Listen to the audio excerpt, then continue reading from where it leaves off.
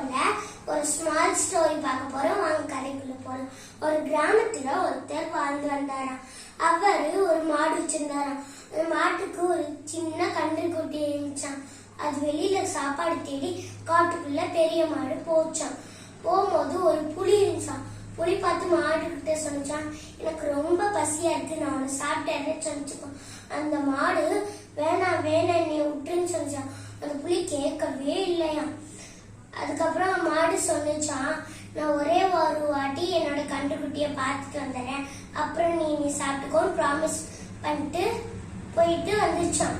வந்தாட்டி கடலுக்கு கூட பிடிக்காதுன்ட்டு அந்த புலி ஒரு பாறைக்கு மேல இருந்துச்சான். மாடு கீழே இருந்துச்சான்.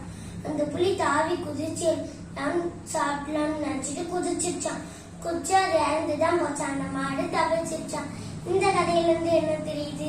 இந்த உலகத்திலே தாய் அன்புக்கு ஈடான வேற எதுவுமே இல்லை.